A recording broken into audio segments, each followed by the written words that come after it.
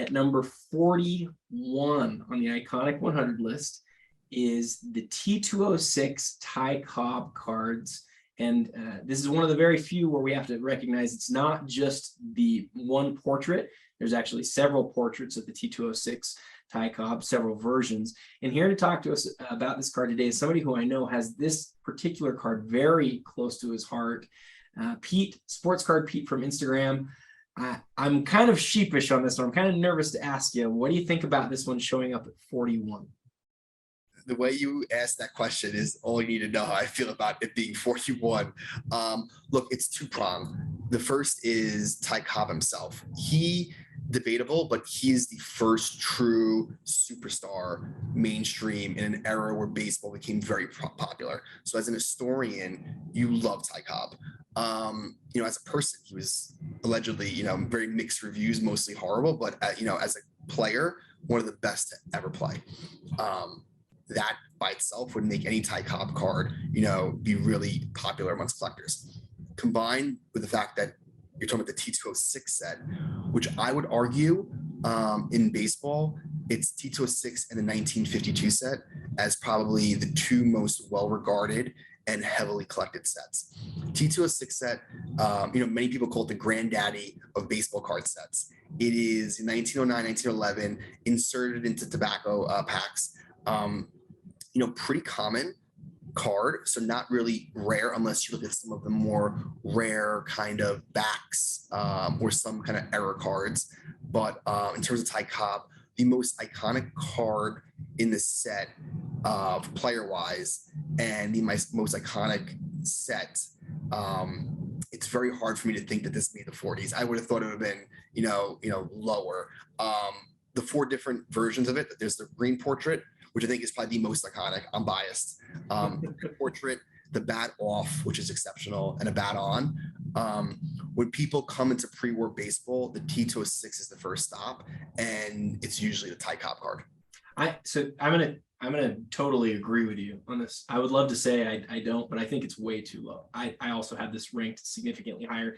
You had this in your top 10. I didn't have it in the top 10, but I had it in 20s. And that has more to do with like how many amazing iconic cards there are out there. It's hard when you get into those top 20s and you're like, gosh, where do I put this card? I want to put it higher, but it's just really tough. There's a lot of iconic cards out there. Listen, like you say, the T206 set is really the set when you're talking about pre-war baseball, and Ty Cobb is the guy. I remember when we were young and we were like looking at old time stats, Ty Cobb like had the record for so many things, right? I remember like batting average, looking at his batting average, going, is that right? Like, is this an error? Or was this guy as good as these numbers indicate? So what I believe about cards like this, and we talked about previously on another card early on in the countdown, the Bronco Nagurski card. I think as the card collecting community continues to become more and more educated on not just not just the last 20 years, but the history of card collecting, I think that cards like this are going to see a bump in terms of how people view the card. There are people who are big collectors who spent tens of thousands of dollars in the last few years who don't know that this card exists. And that's because they've only been doing it for a few years. But once they understand some of the history of the cards and they recognize how important this card and this set is to the history of baseball card collecting, 41 is going to seem like, oh man, that really was a big mistake. So I agree with you. I think that it's not as high as it should be, but I also don't think that it'll stay that way. And I think that maybe as far as where we sit today, maybe it is the right ranking, just in the long term, I think it'll move up. Yeah, you have to take, so with some of the more modern cards, you have your fan hat on and collectible hat on, where you say, okay, like I watched Michael Jordan play. And he was great and historic. So like it all kind of jumbles together for him. With Ty Cobb, not a lot of people saw him play. There's not a lot of video. It's hard to relate as a fan. But then you put your collectible plus historian hat on, and that's when you're saying, okay, like, hey, before Panini came out and before Topps came out, here was the T206 set. This started it all. And then once people accept that and realize that, I get to see climb the rankings. Yeah, I think the last thing I want to say about this is that it's not that the people who ranked this, the 150 people that we asked, it's not that they did a bad job. It's that some of these people have really been deep in collecting for like the last 3 years. And that hasn't really like allowed them to look at the whole history.